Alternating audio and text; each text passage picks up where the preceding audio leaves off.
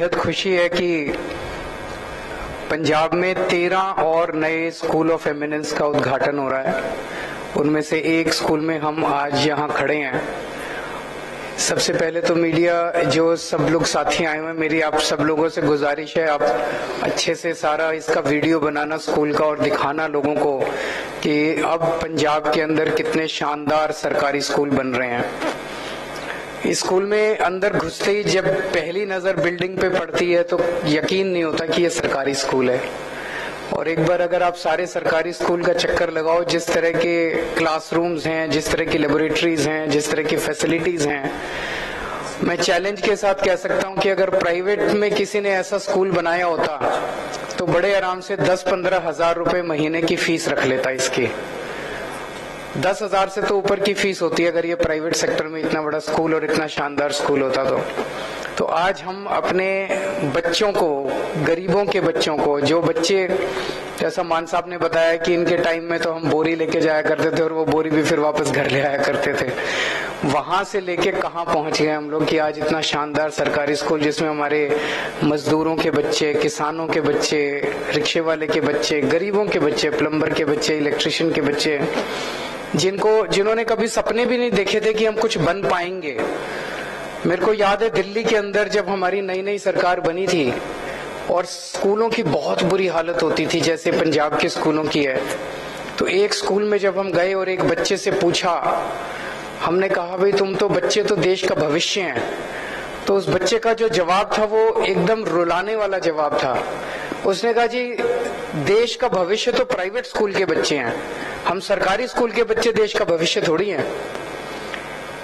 3-4 साल बाद उसी स्कूल में दोबारा जाना हुआ, तब तक उस स्कूल की कायाकल्प हो गई थी और वही बच्चा दोबारा मिला और वो कहता है जी अब मुझे कॉन्फिडेंस है कि सरकारी स्कूल के बच्चे भी देश का भविष्य हैं। ये जो कॉन्फिडेंस हमारे बच्चों के अंदर आ रहा है, सरकारी स्कूलों में पढ़ने वाले बच्चों के अंदर अब जो कॉन्फिडेंस आ रहा है और जिस कॉन्फिडेंस के साथ वो बात कर, भी हमने कई बच्चों से बात की, अभी 1 साल ही हुआ उनको पढ़ते हुए, और 1 साल के अंदर जिस किस्म का कॉन्फिडेंस हमारे बच्चों के अंदर, ये बहुत ही बढ़िया है। बहुत सारे, हर बच्चे से हमने बात की, कोई डॉक्टर बनना चाहता है, वो एक बच्चा बोला मैं मैकेनिकल इंजीनियर बनना चाहता हूँ, एक बोला मैं साइंटिस्ट बनना चाहता हूँ।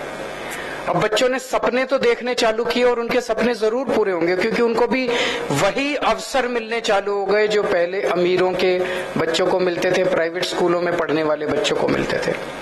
हमने बच्चों से पूछा कि पूरे पंजाब के अंदर इस किस्म का प्राइवेट स्कूल कोई मिलेगा? उन्होंने कहा नहीं, इस किस्म का कोई प्राइवेट स्कूल आप उठा के देख लो पंजाब का और आज इस स्कूल से कंपेयर कर लो। आज हम बेस्ट एजुकेशन, मुझे फक्र है कि हमारी सरकार, मान साहब की सरकार बेस्ट एजुकेशन दे रही है पूरे पंजाब में हमारे गरीब से गरीब बच्चों को। पिछले साल स्कूल ऑफ एमिनेंस में एडमिशन के लिए 1 लाख बच्चों ने अप्लाई किया था, उनके टेस्ट हुए थे और 8200 बच्चों का एडमिशन हुआ था। हमारी सरकार बनने के पहले किसी भी मंत्री के पास सिफारिश लगती थी, मेरा फलाने प्राइवेट स्कूल में करा दो, मेरे बच्चे का फलाने प्राइवेट स्कूल में। अब सिफारिश लगती है कि मेरे बच्चे का स्कूल ऑफ एमिनेंस, मेरे बच्चे का सरकारी स्कूल में एडमिशन करा दो, मेरे बच्चे का सरकारी स्कूल में एडमिशन करा दो। और ये कोई छोटी बात नहीं है।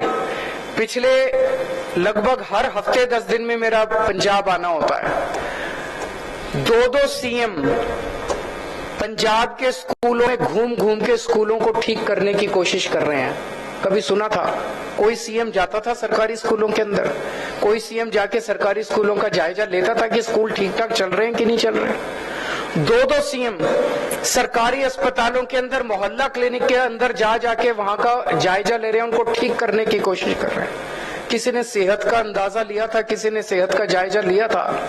यही तो बुनियादी समस्याएं हैं। एक आम आदमी को क्या चाहिए? एक आम आदमी यही तो चाहता है कि मेरे बच्चे अच्छे पढ़ लिख जाएं, मेरे बच्चे बड़े होके हमारे परिवार का नाम रोशन करें, परिवार की गरीबी दूर करें। अब ये जितने बच्चे आज जिन बच्चों से मिले थे, ये बच्चे गरीब परिवारों से आते हैं। कोई बच्चा मैकेनिकल इंजीनियर बनना चाहता है, कोई डॉक्टर बनना चाहता है। ये जब बच्चे यहाँ से निकलेंगे, एक एक बच्चा महीने में 3-3, 4-4 लाख रुपए कमाएगा।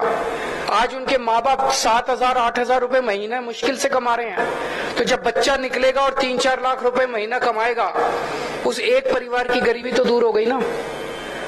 एक ही चीज है जिससे हम अपने देश की गरीबी दूर कर सकते हैं, और वो है शिक्षा।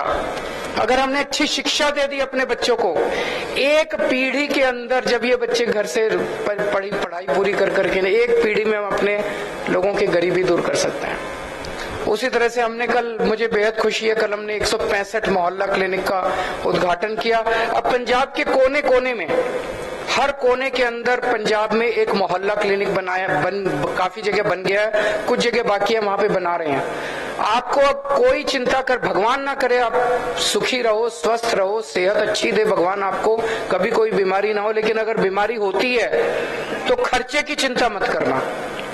आम आदमी पार्टी की सरकार है, मान साहब हैं आपकी देखभाल करने के लिए, आपका सेहत की चिंता करने के लिए।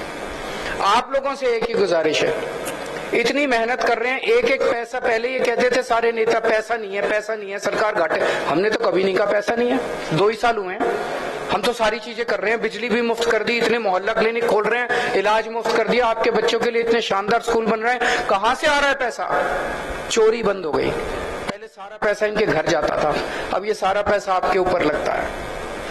लेकिन आप देख रहे हो किस तरह से केंद्र सरकार तंग कर रही है, दिल्ली में कर रही है, उसको तो मैं देख रहा हूं, लेकिन पंजाब के अंदर जिस तरह से अकेले मान साहब लड़ रहे हैं, बीजेपी से लड़ रहे हैं, केंद्र सरकार से लड़ रहे हैं, गवर्नर से लड़ रहे हैं। पंजाब के हक के 8,000 करोड़ रुपए केंद्र सरकार लेके बैठी है, पैसे रिलीज नहीं कर रही, उनके थोड़ी है पैसे, पैसे तो पंजाब के लोगों के हैं। अगर आपके ये 8,000 करोड़ रुपए आ जाते, पता नहीं और कितने स्कूल ऑफ एमिनेंस खुल जाते, पता नहीं और लाखों बच्चों को एडमिशन मिल जाता, और कितने मोहल्ला क्लिनिक, कितने अस्पताल, कितनी सड़कें बन जाती। रोज गवर्नर आप देख रहे हो कितना तंग कर रहा है मान साहब को, हमारी सरकार को कितना तंग कर रहा है। आप लोगों से एक ही विनती है, जिस तरह से आप लोगों ने आशीर्वाद दिया था, 117 में से 92 सीट दी थी, अब ये इस चुनाव में भी आप 13 की 13 सीटें दे दो। अभी मान साहब अकेले लड़ रहे हैं, अगर ये 13 सीट जीत गए तो 13 हाथ हो जाएंगे मान साहब, जो दिल्ली में बैठ के केंद्र सरकार से आपके हक का पैसा छीन के लेके आया करेंगे। फिर अकेले नहीं लड़ना पड़ेगा भगवंत मान को, फिर ये 13 आपके हाथ होंगे, पंजाब के सिपाही 13 दिल्ली में बैठे होंगे। मजाल जो फिर केंद्र सरकार पंजाब के लोगों के साथ वो कर सके। आज बहुत अच्छा लगा आप लोगों के बीच में आके, आप सब ये स्कूल देख के। भगवान करे पंजाब खूब तरक्की करे, खूब फले फूले और खूब खुशहाल हो। नमस्कार।